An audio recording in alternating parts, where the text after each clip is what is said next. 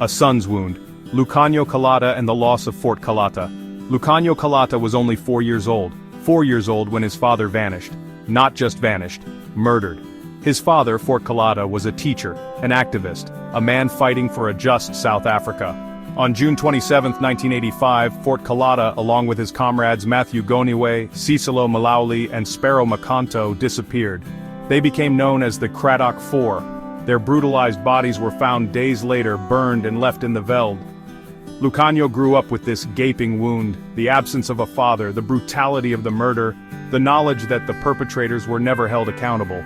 This was his inheritance, the legacy of apartheid's violence etched onto his soul. Lucanio's story is not unique. It is a shared narrative of many South Africans who lost loved ones during the struggle against apartheid. The pain lingers, a constant reminder of the atrocities committed. The emotional and psychological scars run deep. For Lucanio, the fight for justice became a way to honor his father's memory, to give voice to the silenced, to ensure that such atrocities never happen again.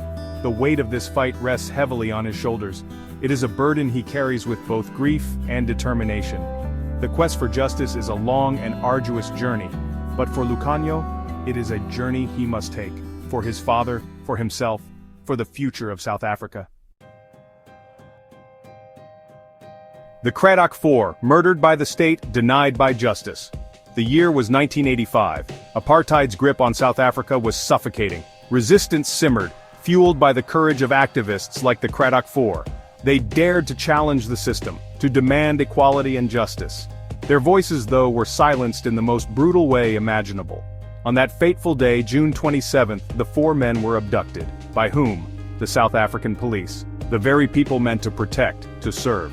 Instead, they operated as agents of the apartheid state, eliminating those deemed a threat. Their bodies told a gruesome story. Tortured, shot, burned, left in the veld like discarded evidence of a crime the perpetrators believed would remain hidden. But the truth has a way of surfacing. Evidence pointed to the security branch, the notorious arm of the apartheid regime responsible for countless acts of violence and oppression. Yet justice remained elusive. No one was held accountable. The families of the Cradock Four were left with a gaping wound, a wound that refused to heal. Betrayal of trust, political interference in post-apartheid South Africa. The end of apartheid in 1994 brought a glimmer of hope, the promise of a new South Africa, a nation built on the foundations of truth, justice, and reconciliation. The Truth and Reconciliation Commission, or TRC, was established, offering amnesty to perpetrators in exchange for full disclosure. Families of victims, including Lucanio Calata, participated. They shared their pain, their loss, their longing for answers. They did so in good faith, believing in the promise of a nation confronting its past. But the hope soon turned to ashes. The TRC process, while offering some measure of closure, failed to deliver on its promise of justice. Many perpetrators, despite being denied amnesty, were never prosecuted. The wheels of justice seemed to grind to a halt, obstructed by political interference. For Lucanio and other families of the Cradock Four, this felt like a betrayal.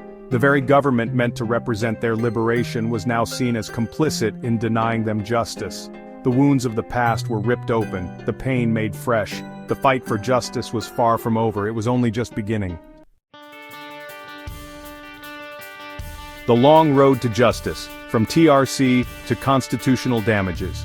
25 years after the fall of apartheid, the families of the Cradock Four are still fighting. They are demanding accountability. They are demanding justice. In 2025, a landmark lawsuit was filed against the South African government. Lucanio Calata, standing as a plaintiff, is not seeking financial compensation. He is seeking something far more profound: constitutional damages.